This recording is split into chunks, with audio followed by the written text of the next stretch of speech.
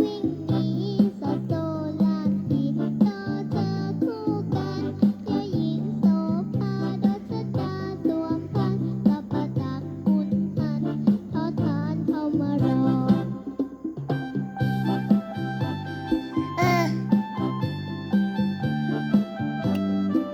พอนางมันโทหน้าขาวเขาผู้เฒ่าเดินย่องนอนเนนไม่มองแล้วเด็กต้องนิมนต์ต่อเต่าหลังตุ้งทอทุงแบกฝนทอทหารอดทนทอทงคนนิยมนอหนูควักไขว่ทอใบไม้ทัดผมปอปลาตากลมพอพึ่งทำรังปอป่าทนทานพอพานวางตั้งก่อฟันสะอาดจังก็สำเภากลางใบ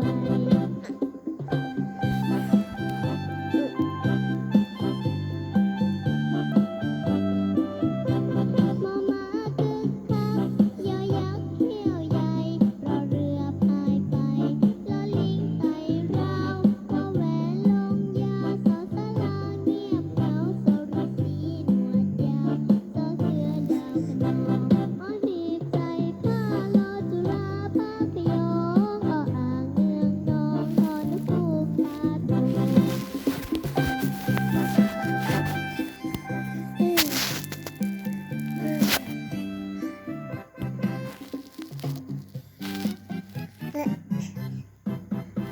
สวัสดีค่ะทุกคน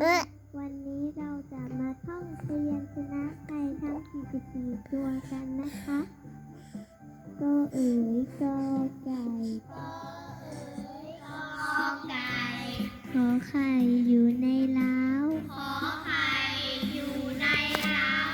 อขวดของเราขอควายเข้านาขอคนขึงขังขอระฆังข้างฝางองูใจกล้าจอจานใช้ดีชอชิงตีดังชอช้างวิ่งหนีสอโซ่ล่ามทีชอเธอคู่กันยอหญิงโสภาดอชดาสวมพันทอประตักขุนหันขอฐานเข้ามารองพอนางมนโทหน้าขาวพอผู้เฒ่าเดินย่องนอนเนนไม่มองยอเด็กต้องนอนเนนไม่มองยอเด็กต้องนิมนต์ต่อเต่าหลังตุง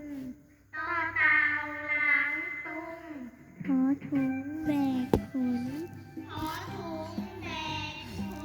ขอทหารอดทน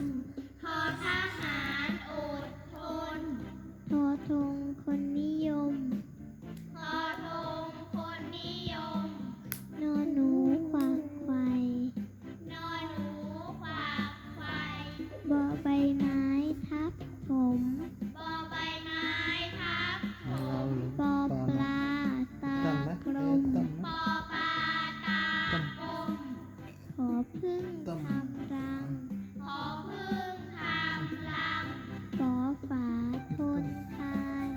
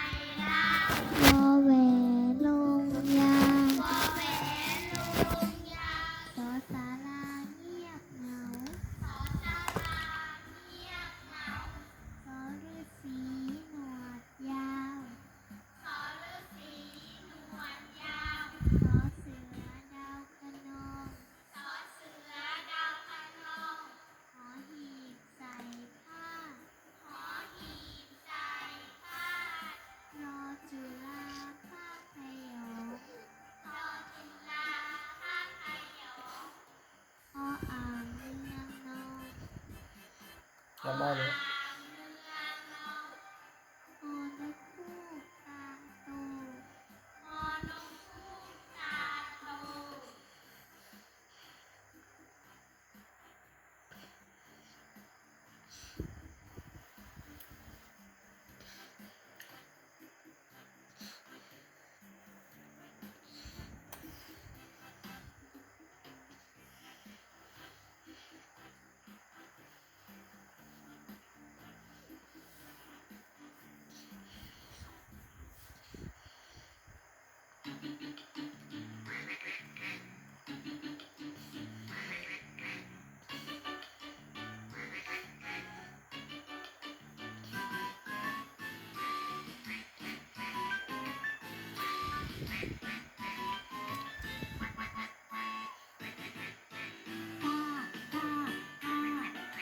เป็ดอาบน้ำในคลอง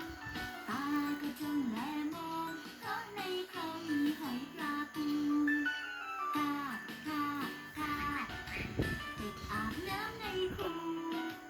ตาก็จ้องแลดูเพราะในคูมีหอยปูปลา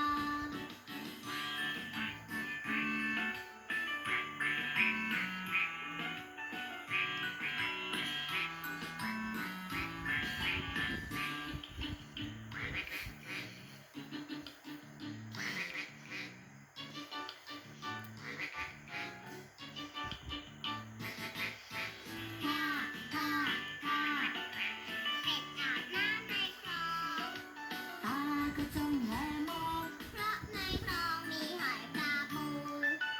กากากาเป็ดอาบน้ำในคู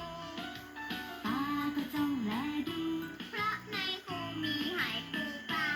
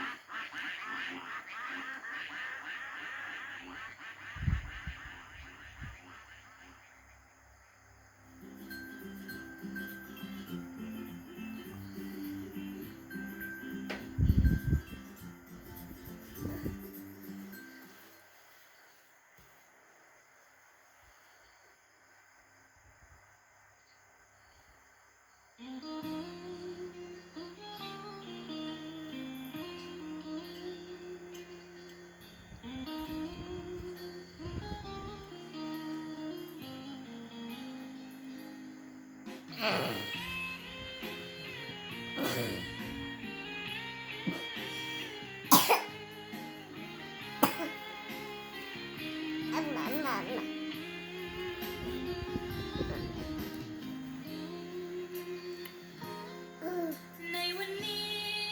เป็นวันเฮาพาจากกันแม่ไอ้นั้นบ่เอาลงเป็นลูกไผเพิ่นหาคนรวยคนที่สวยเหลือเพิ่นได้น้องจนคนดีค้างให้อายกับเขา